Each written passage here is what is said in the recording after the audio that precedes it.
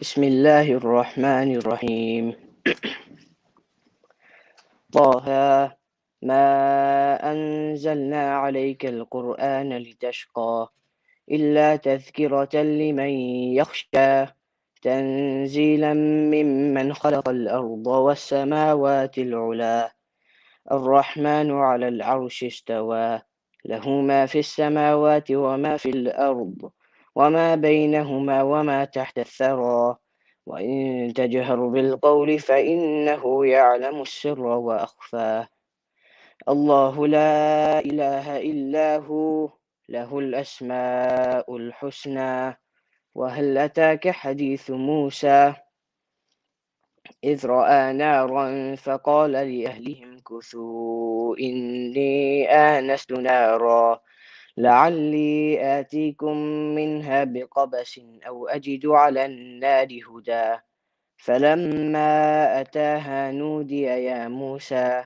إني أنا ربك فاخلع عليك إنك بالوادي المقدس طوى وأنا اخترتك فاستمع لما يوحى إنني أنا الله لا إله إلا أنا فاعبدني وأقم الصلاة لذكري إن الساعة آتية أكاد أخفيها لتجزى كل نفس بما تسعى فلا يصدنك عنها من لا يؤمن بها واتبع هواه فتردى وما تلك بيمينك يا موسى قال هي عصاي أتوكأ عليها وأهش بها على غنمي ولي فيها مآرب أخرى قال ألقها يا موسى فألقاها فإذا هي حية تسعى قال خذها ولا تخف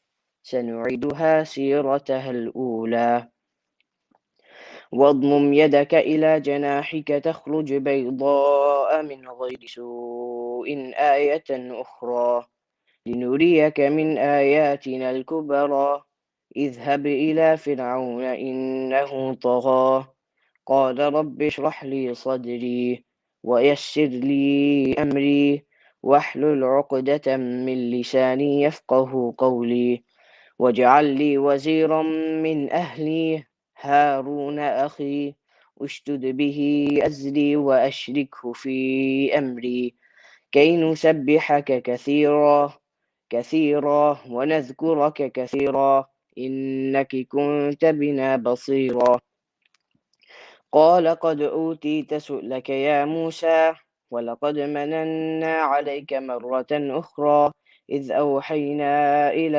أمك ما يوحى أن اقذفيه في التابوت فاقذفيه في اليم فليلقه اليم بالساحل يأخذه عدو لي وعدو له وألقيت عليك محبة مني ولتصنع على عيني إذ تمشي أختك فتقول هل أدلكم على من يكفله فرجعناك إلى أمك كي تقر عينها ولا تحزن وقتلت نفسا فنجيناك من الغم وفتناك فتونا فلبثت سنين في أهل مدين ثم جئت على قدر يا موسى واصطنعتك لنفسي اذهب أنت وأخوك بآياتي ولا تليا في ذكري اذهبا إلى فرعون إنه طغى فقولا له قولا لينا لعله يتذكر أو يخشى قال ربنا إننا نخاف أن يفرط علينا أو أن يطغى قال لا تخافا إنني معكما أسمع وأرى فأتياه فقولا إنا رسولا ربك فأرسل معنا بني إسرائيل ولا تعذبهم قد جئناك بآية من ربك والسلام على من اتبع الهدى إنا قد أوحي إلينا أن العذاب على من كذب وتولى قال فمن ربكما يا موسى قال ربنا الذي أعطى كل شيء خلقه ثم هدى قال فما بال القرون الأولى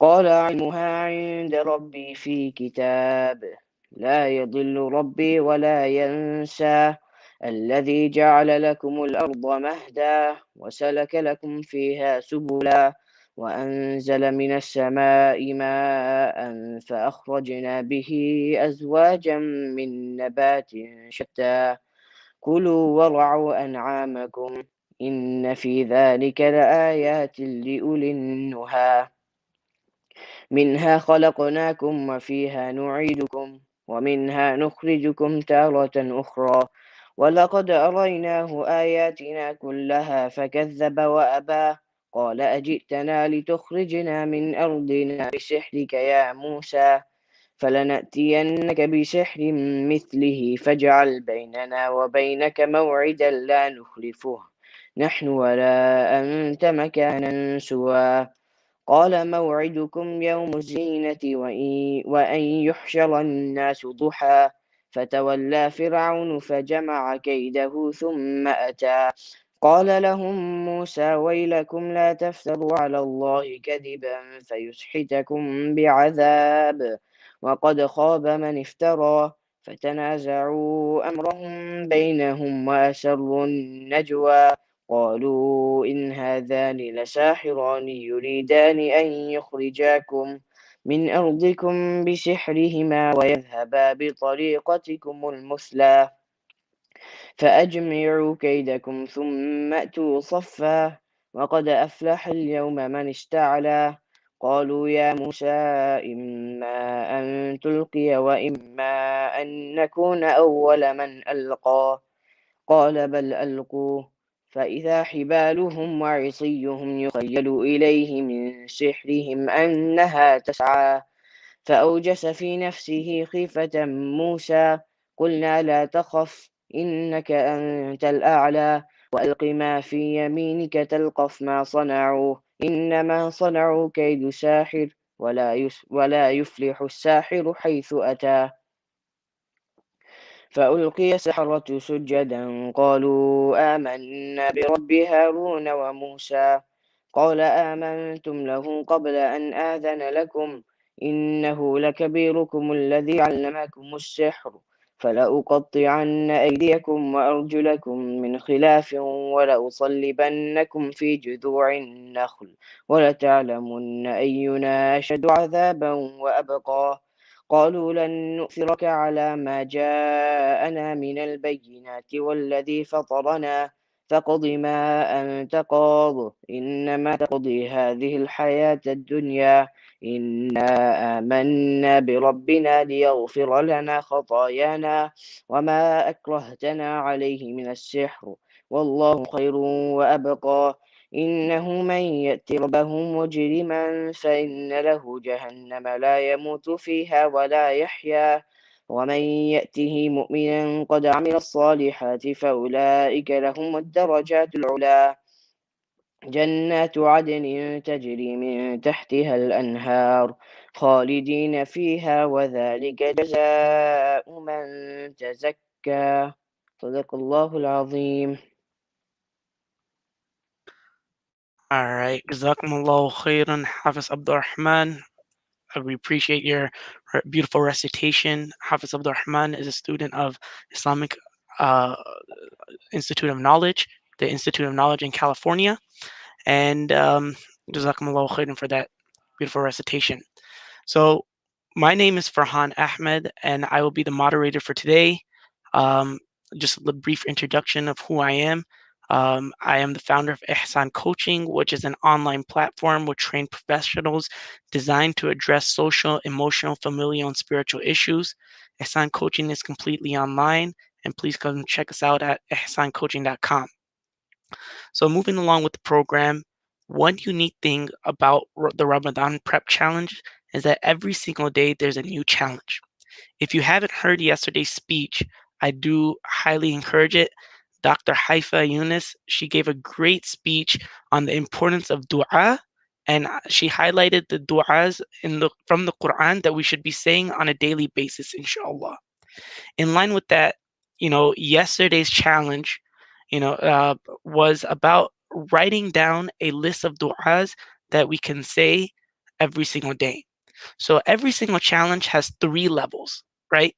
So the first level of yesterday's challenge was to write a list of 5 du'as that you can say on a daily basis. Level 2 was to create a list of 10 du'as that you could say on a daily basis. And level 3 was to write a list of 15 du'as that you could say on a daily basis. So why are we doing this, you might ask? Sometimes we don't know what to ask for, right? Or we can't think of anything. So doing this challenge will help us be prepared, and now we will have be in a regular habit of making these du'as on a daily basis. So today's topic is on family and mental health. So before we go into, I hand it over to Dr. Aneesah, I do want to talk, who's our speaker for today, I want to talk about what the challenge is. And while you're listening to her speech, think about how can you accomplish the challenge for today, right? So one of the challenges, I will show kindness to a family member by helping them in a chore of their choice or by spending 10 quality minutes at least with them, either in person or virtually. So level 1, like I mentioned, there's 3 levels to every single challenge. So level 1 is that I will do it at least one time a week, right? I'll spend 10 quality minutes or do a chore of their choice one time a week. Or level 2, I will do that 2 to 3 times a week, helping them with the chore of their choice or spending 10 quality minutes at least with them. The third level up is that I will do it 4 times a week, uh, doing a chore of their choice or spending 10 quality minutes at least with them virtually or in person. So inshallah, I encourage everyone to make an intention that, okay, what am I going to do? How am I going to complete this challenge? And before, moving along and before we get to our speaker, I do want to emphasize that, go to ramadanprep.com and download the app if you have not already done so. And this will make it easier for us to keep up with the challenges. And last but not least, as a reminder, if Salah time does come in while we're listening to the speech, I just want to remind everybody that these speeches are recorded, and do not miss your prayer. Right? Go pray, come back, and you could always catch up with whatever you have missed, inshallah. So let me now introduce our esteemed guest, our speaker for today, Dr. Aneesah Nadir, who, mashallah, has accomplished a lot in her life. She is an author, a social entrepreneur, and social worker with over 41 years of experience working with families and communities. She is a retired Arizona State University professor where she taught social work for over 17 years, mashallah. She also is a co-founder and president of the nonprofit organization, the Islamic Social Services Association USA, ISSA, known as a trailblazer in the field of mental health advocacy and education for the promotion of healthy Muslim marriages and families. Dr. Nadir is the CEO of Dr. Aneesah Nadir and Associates and the author of the book Before the Nikah Marriage Preparation Course. Oh, sorry. She's the author of the Before the Nikah Marriage Preparation course. But she is also currently writing a book called Real Talk Before the Nikah. So let me hand it over to Dr. Nadir and let her take it over, inshallah. Assalamu alaikum. Can you hear me okay? Inshallah. So first of all, I want to thank Brother Abdullah, Brother Farhan, and the organizers of the Ramadan Prep. Thank you for the invitation. Thank you for having me with you all today. This is an exciting time to be with you all.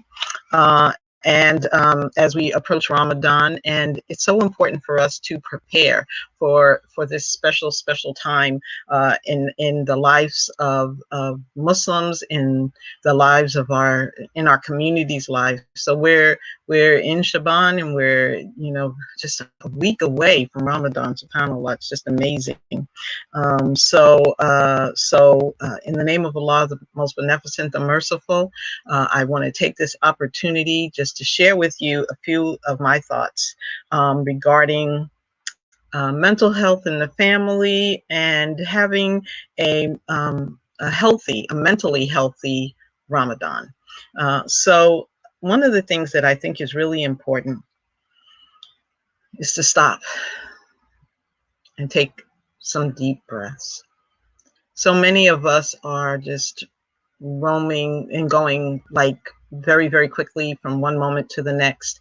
And many of us are actually overwhelmed by all that we are dealing with in life and in our families. And so because of that, sometimes and oftentimes we're not as aware of and present with ourselves. And also it doesn't give us the opportunity to be present with Allah, because as we go into Ramadan, that's one of the key tasks, right, is to reestablish our relationship with Allah. And in order to be able to reestablish our relationship with Allah, we have to gain some calm and just take a moment just to kind of, and you probably notice me taking some deep breaths because I'm a bit nervous. and whenever I do a presentation, I'm very conscious about doing my best. And in that process, I want to, certainly make my dua the dua of Prophet Musa, and certainly want to, ask Allah to bless me to be able to provide some information that's going to be helpful.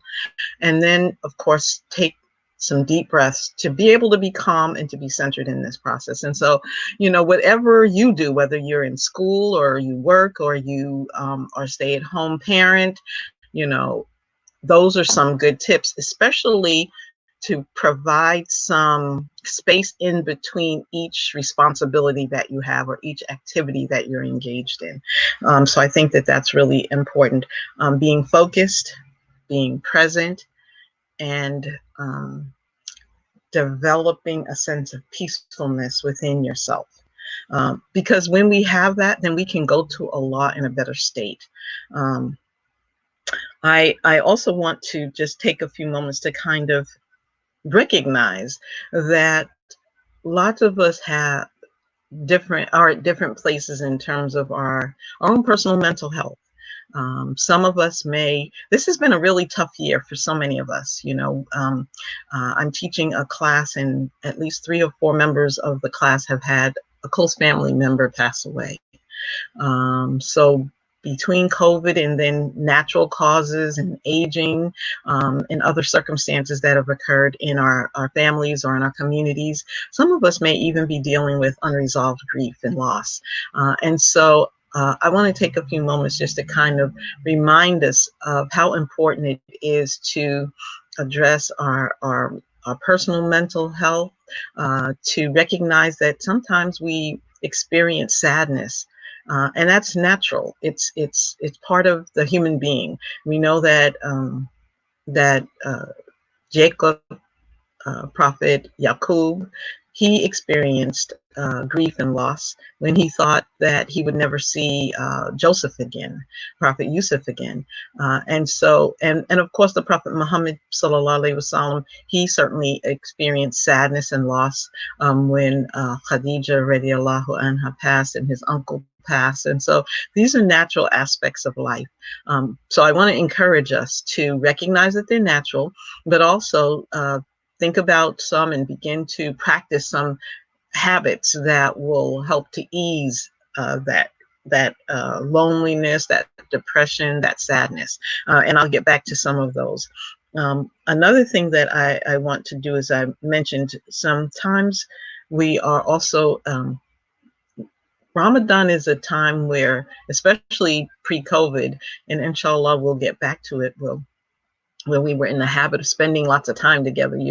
Many people look forward to Ramadan because, we got to see our friends at the masjid, and then we pray Tarawih, and then we hang out after Tarawih. And, Some of us may not be able to do that because some of the masjids still may not be open, but we do want to look for times where we can have fellowship and commune and spend some time with people so that we can have the support that we need in the process of growing ourselves in Islam and growing our relationship with Allah. One of the things I want to also mention is that if you are someone who is on medication for, your mental health, alhamdulillah, good for you. Good for you for doing what you need to do to take care of yourself. And I want to encourage you to stay, if it's a prescription that you need to continue throughout the day, and that fasting may not be the best thing for you at this time, that's okay. Not everyone is able to fast. I happen to be somebody who, because of my health concerns, I'm not able to fast during Ramadan. However, what I can do is participate by certainly engaging in reading the Quran and spending time with family in reading more about the Prophet Muhammad and his experiences, and feeding people, feeding those people who ordinarily may be experiencing food insecurity, and they may be challenged in terms of their food in their diet during Ramadan. So keep on your medication. If you are someone who is taking medication, make sure that you do that so that you have that. So I want to share with you a couple of things that I think can help and be helpful during this time, as in terms of maintaining good mental health, and in terms of growing your relationship with Allah, and then also growing your relationship with your spouse if you're married, or your family members. So one of the things I want to remind us is 2 verses from Surah Inshirah, in which Allah tells us and reminds us that in difficulty there is ease. And then he emphasizes, indeed, or certainly, in difficulty there is ease. So all of us go through things, and quite frankly, that it doesn't necessarily stop when Ramadan starts. For some of us, it does. It just like, alhamdulillah, Ramadan is here, and everything else just seems to go away. But for many of us, the challenges that we have, whether it be a job loss, or maybe health concerns, or maybe some difficulties in our relationships, sometimes they don't go away. But one of the things that is going to be important is to remember that even in the midst of the difficulties and the adversities that we experience, Allah provides ease. We have to look for it sometimes. Sometimes we may not be as readily aware of what the ease is. And that's why it's so important one thing to have is a gratefulness journal, a journal in which we can remind ourselves of the blessings that Allah has given us. In Surah 17, the night journey, Surah Isra, Allah reminds us, or is it 16? I think it might be 16. So 16, 17, I read them just recently, and it just reminded me of just the many blessings that Allah has bestowed upon us.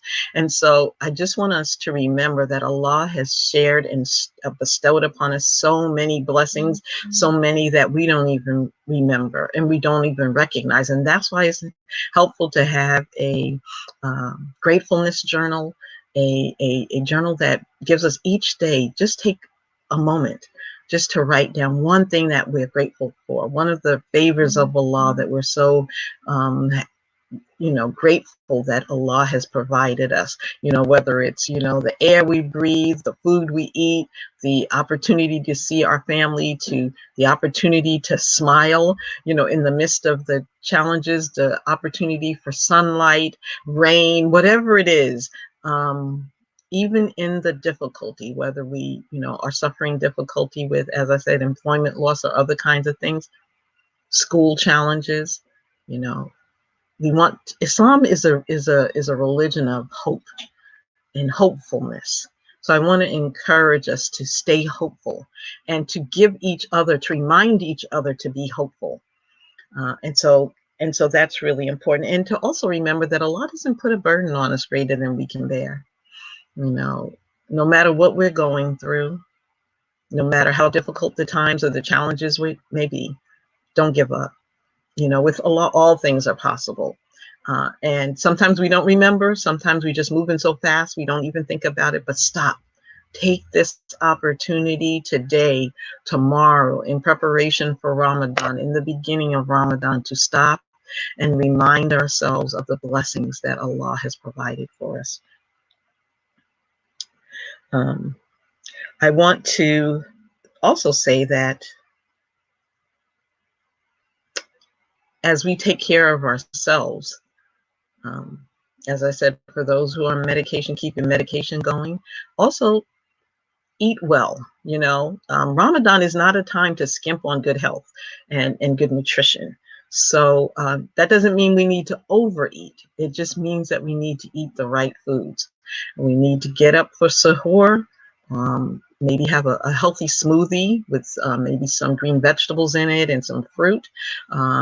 For those who can and enjoy dates, definitely take a date, because that provides potassium that we need. Be sure to hydrate, drink plenty of water, especially if you live in Arizona, in Phoenix, Arizona area like I do. It's already getting close to 100 degrees, so be sure to hydrate.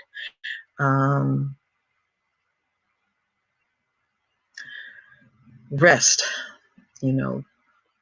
try not to overtax yourself trying to do all your regular things and then all the extra.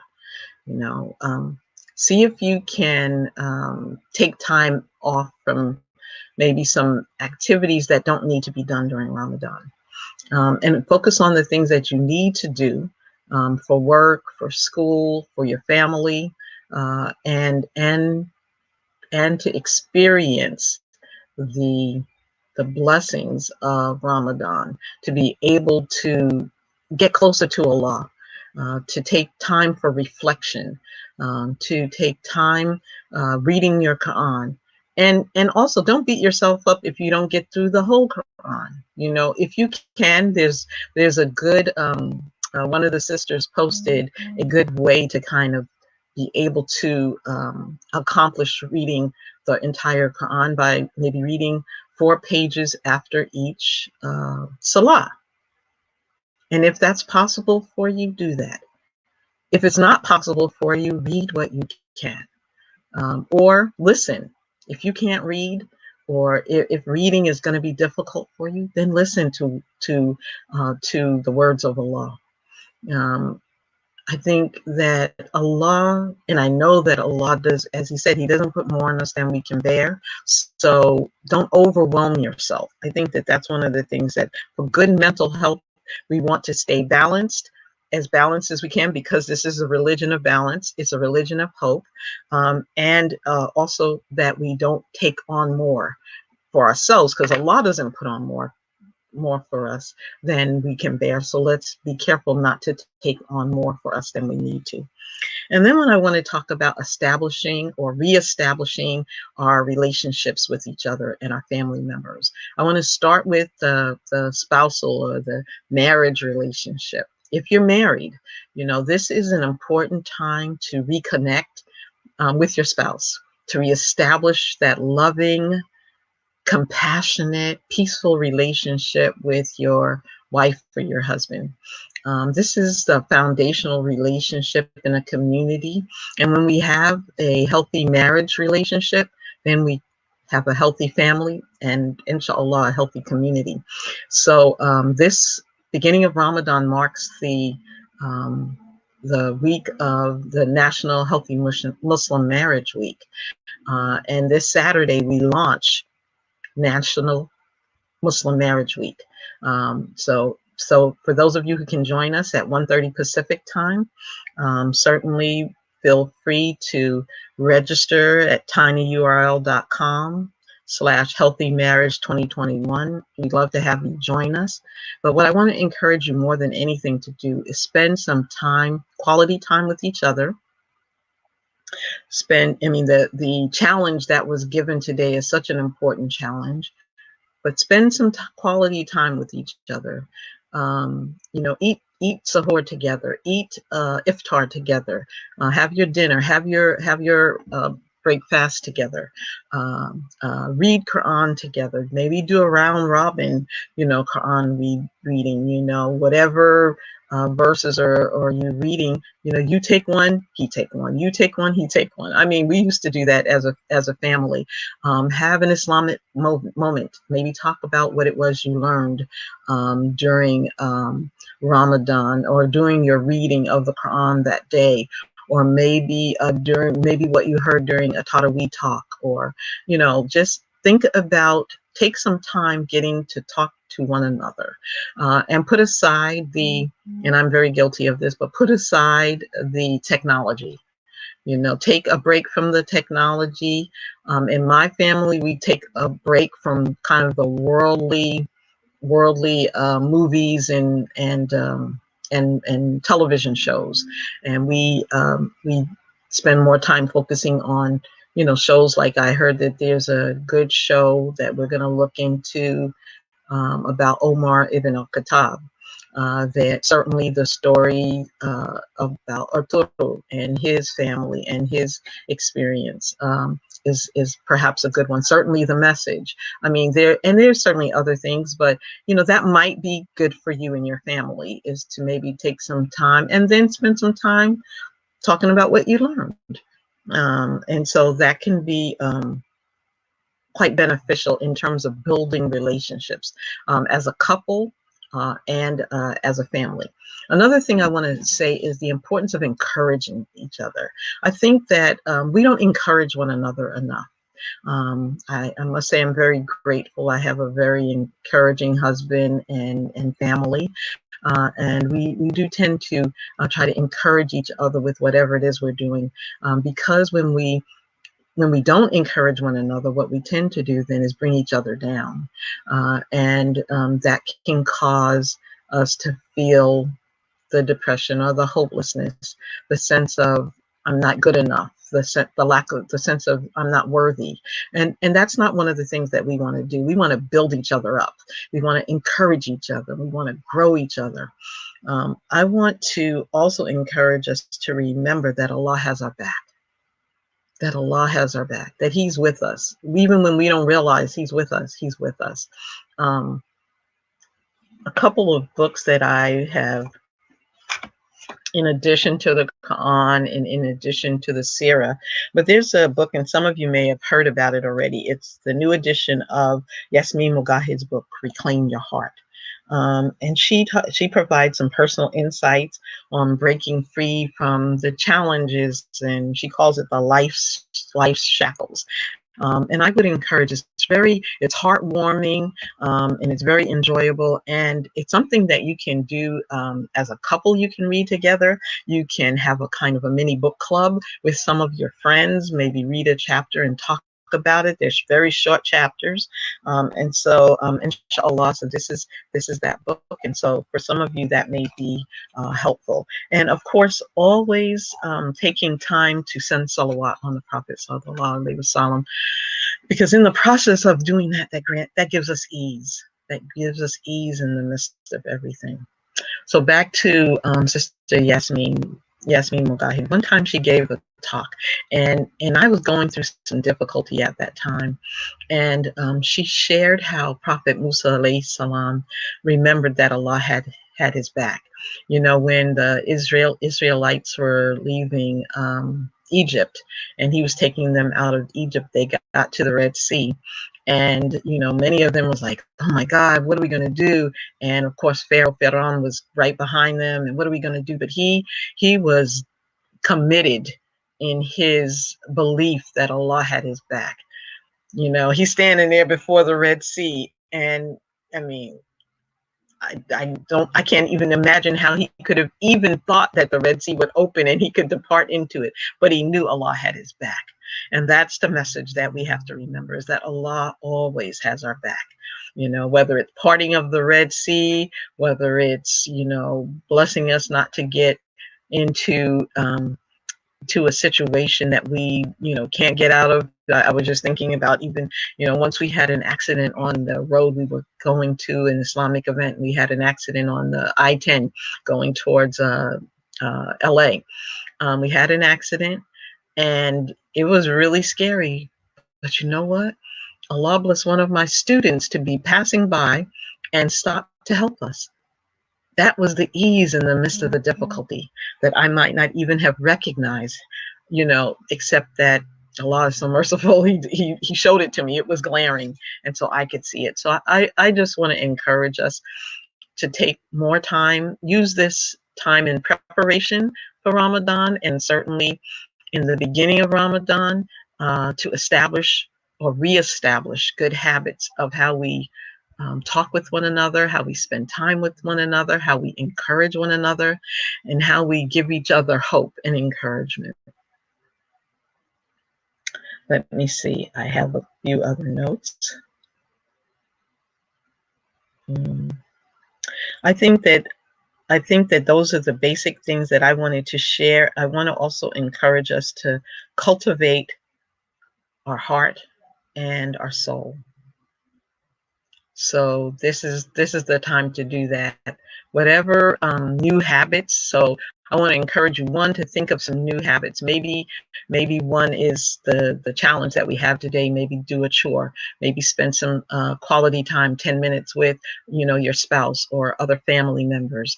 Maybe do something random that you hadn't thought about, you know, or that's unexpected. I'm going to look at my list of other.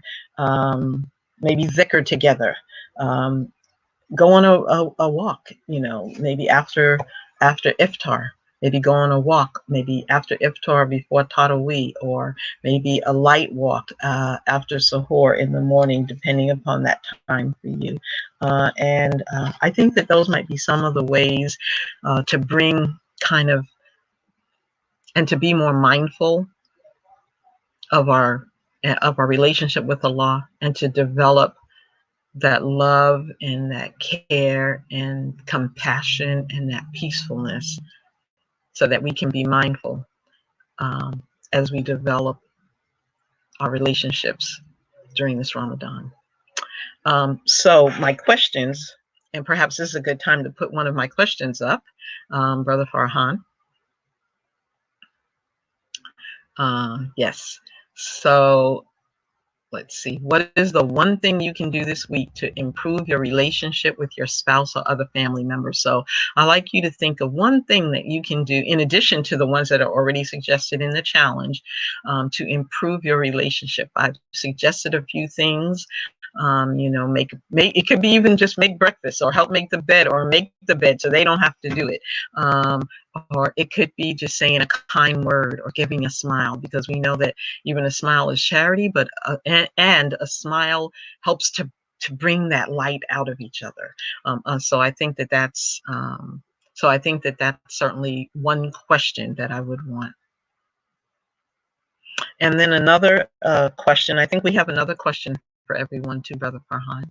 You can put that one up now.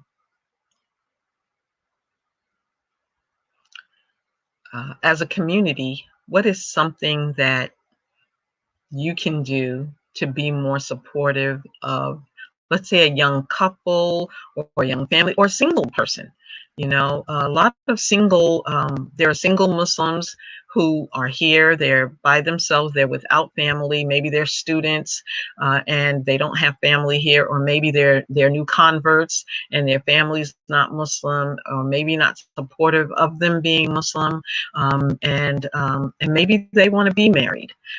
So what is something that, as a community, this is a community, you know, it takes a village to help develop a strong, healthy marriage, and to help a couple to be strong and healthy in their marriage.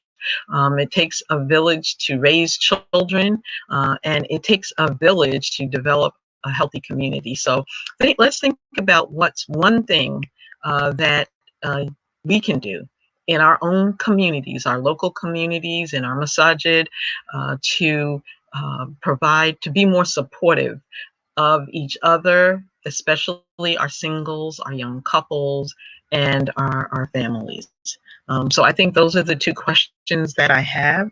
And if we wanted to spend a few moments for open up for some questions or some comments, then perhaps this is a good time to do that.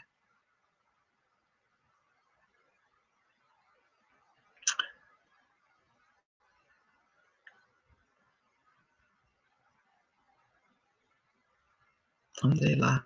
Yeah. So take a walk.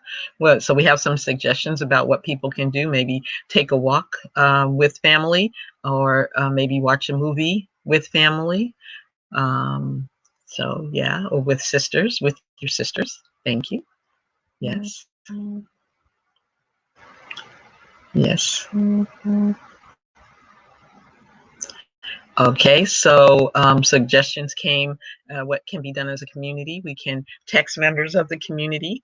We can invite, text our young couples and just check in on them. How are you doing?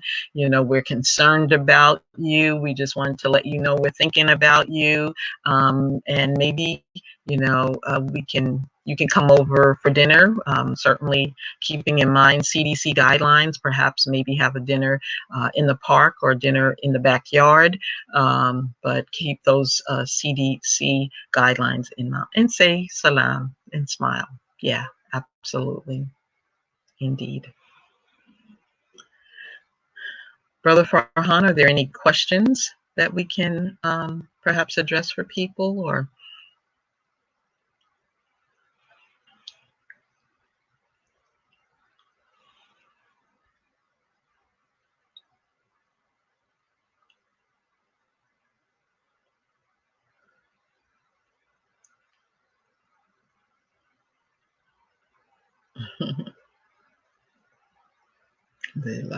So we're waiting for questions. We don't have questions. Let me see.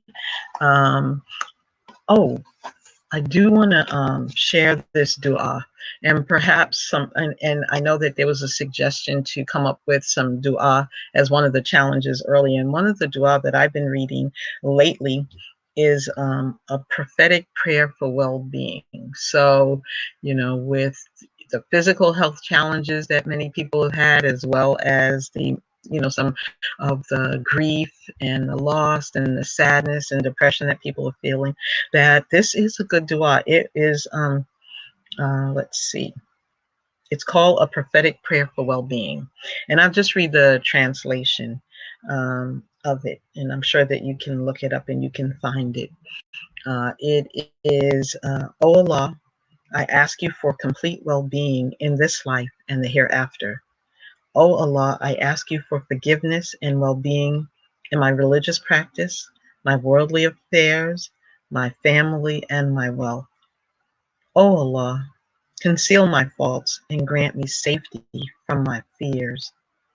O Allah, protect me from what is before me, behind me, to the right of me, to the left of me, and above me. And I seek refuge in your majesty from being harmed unexpectedly from beneath me. So this, if you know, you can add this to your list of du'as. I'm really grateful that I have been able to continuously say this du'a, because I feel a sense of ease in in um, in reciting this du'a, and inshallah it will provide that sense of ease for some of you as well. Okay, so we have a question. Right. Okay. So yeah, we do have quite a few questions. Okay. All right. One of the questions is, how can I support a family member who is depressed? That's a very good question. So one of the things is to let that family member know that you care about them, that you're concerned for them. Another thing is to support them in perhaps getting professional help. So, and some professional guidance on how to address their depression. So, depression comes in different forms. So sometimes we have a situational, like I'm feeling kind of depressed, but sometimes we have a ongoing mental health diagnosis of depression, and that would require professional help. And so, and one of the things we're really working hard to do is to help us to end, the feelings of being stigmatized or shame around any mental health challenges that we have. And one way to do that is to seek the help of a professional in that process.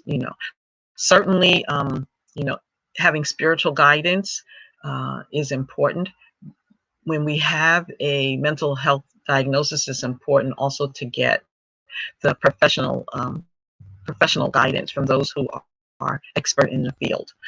And so that's one of the things that I would encourage people to do. But definitely support them, encourage them, know that they're not alone, know that they do have your support and your love.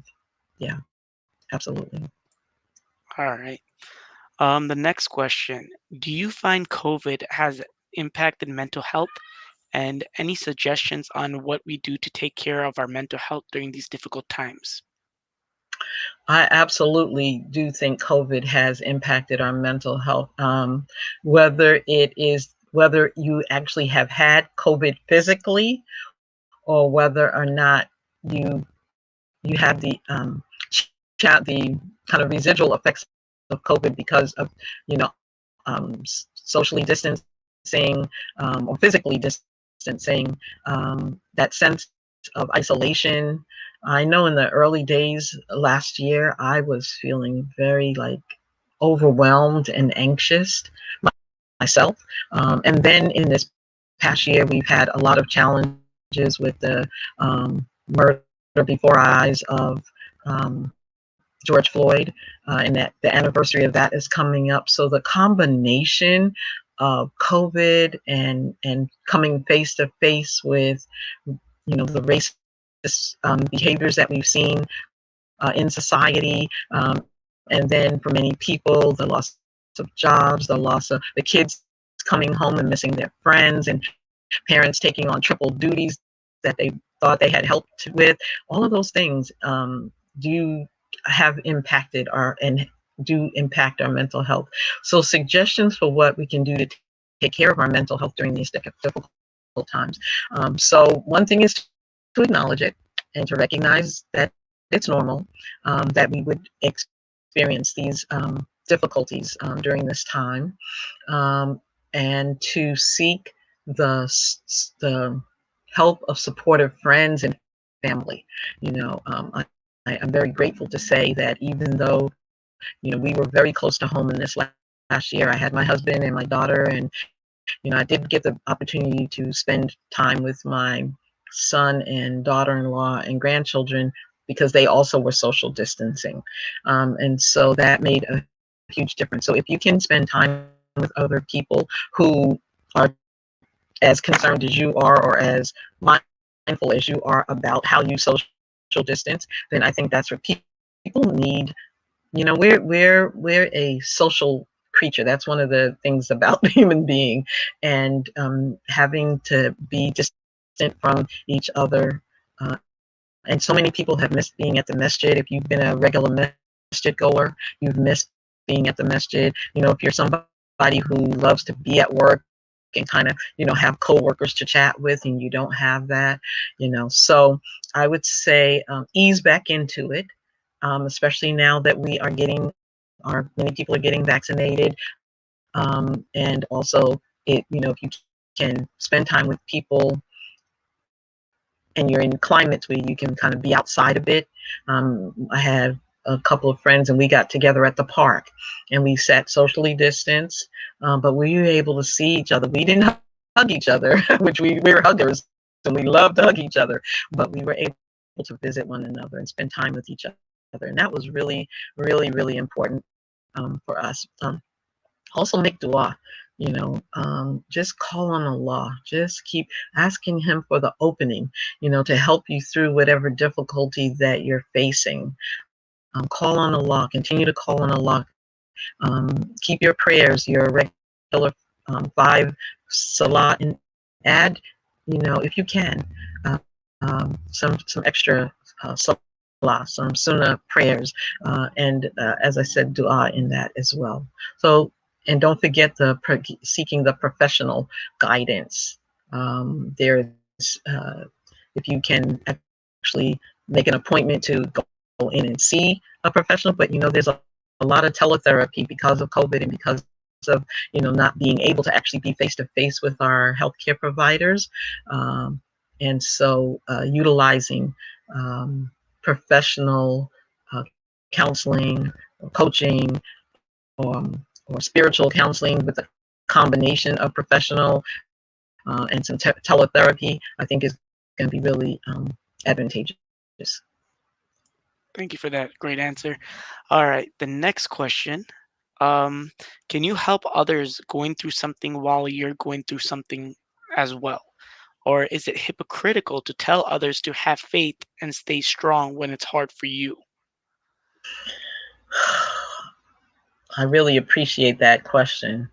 That it's kind of the feeling of feeling hypocritical or like an imposter, how can I give anybody guidance when I'm going through stuff? It's so interesting though how we can help each other when we're going through things, not to sound like you're self-righteous. I think that would be the hypocritical part, is to sound like you're self-righteous, but to acknowledge that I'm going through some problems and some challenges, and I recognize that you are, but let's help each other. Let's work together to get each other healthy, and to know that you're not alone, I think is one big piece of support when we're going through difficulty, whether it be financial difficulty, or whether we're having emotional challenges, whatever that may be. I think that there's a lot to be said for having someone else that's going through those challenges locking arms with you. So yeah, it may be hard, and I recognize that it may be difficult, but I think it's really important to let others know, or let the other person know, that even though they may be that you're going through some things, they're going through some things, and we're going to work this out together, inshallah. Jazakumullah khairan. All right, next question. How do I keep my children's mental health healthy?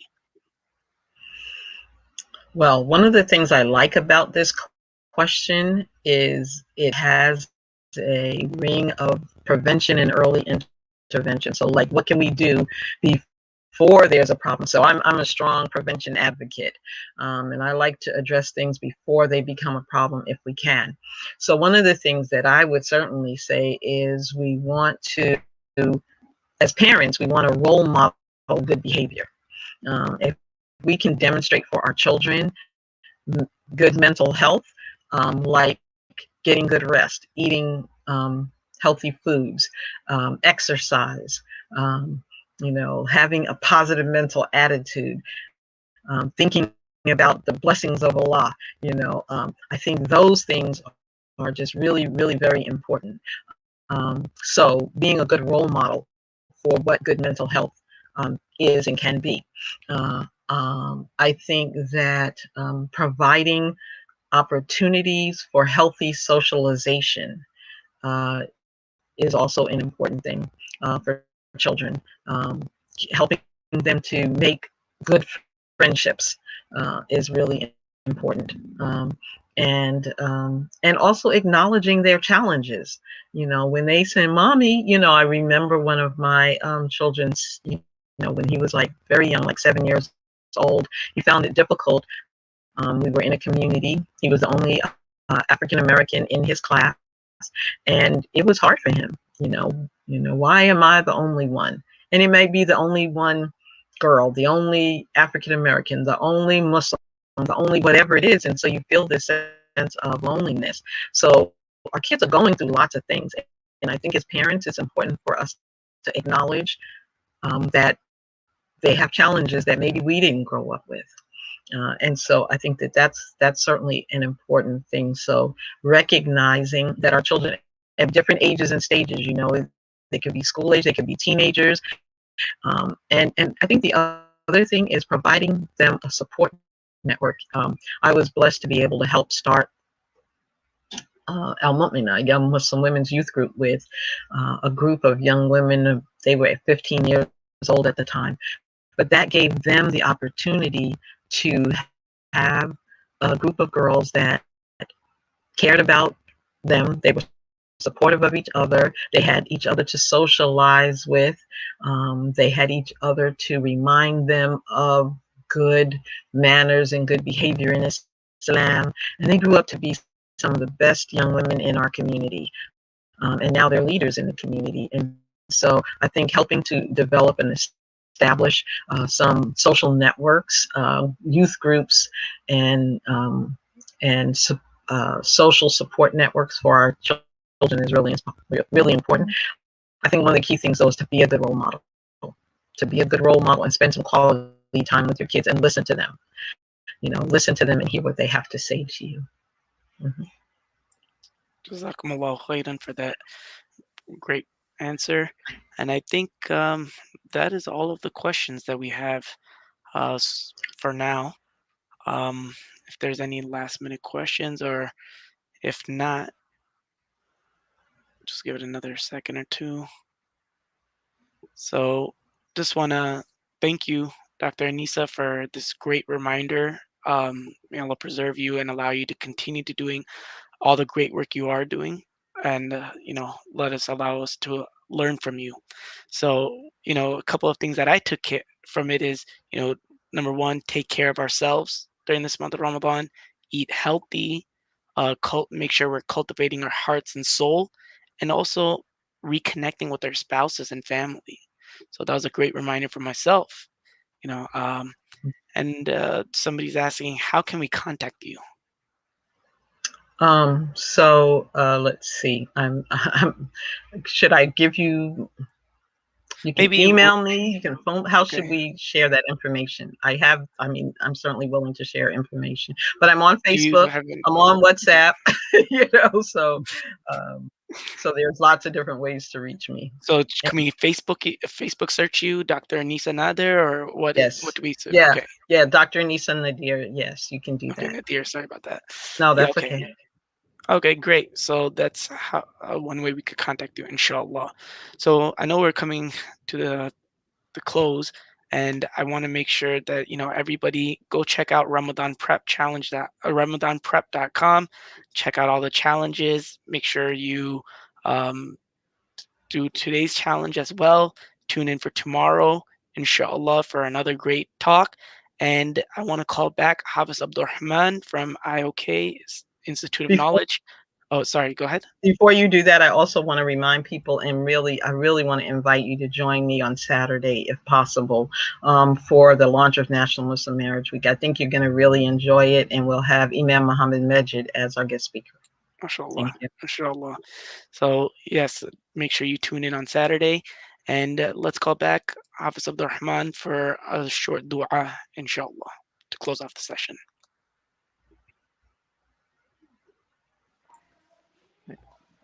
اللهم أنت السلام ومنك السلام تباركت يا ذا الجلال والإكرام. اللهم صل على محمد وعلى آل محمد كما صليت على إبراهيم وعلى آل إبراهيم إنك حميد مجيد. اللهم بارك على محمد وعلى آل محمد كما باركت على إبراهيم وعلى آل إبراهيم إنك حميد مجيد. اللهم يا سامع الصوت ويا سابق الفوت ويا كاسي العظام لحما بعد الموت، صل على سيدنا محمد وعلى آل سيدنا محمد، ولا تدع لنا في مقامنا هذا ذنبا إلا غفرته، ولا هما إلا فرجته، ولا دينا إلا قضيته، ولا مريضا إلا شفيته، ولا مبتليا إلا عافيته، ولا ضالا إلا هديته، ولا باغيا إلا قطعته، ولا ميتا إلا رحمته، ولا عدوا إلا خذلته، ولا عسيرا إلا يسرته، ولا عيبا إلا سترته، ولا حاجة من حوائج الدنيا والآخرة هي لك رضا ولنا فيها صلح إلا أعنتنا على قضائها برحمتك يا أرحم الراحمين.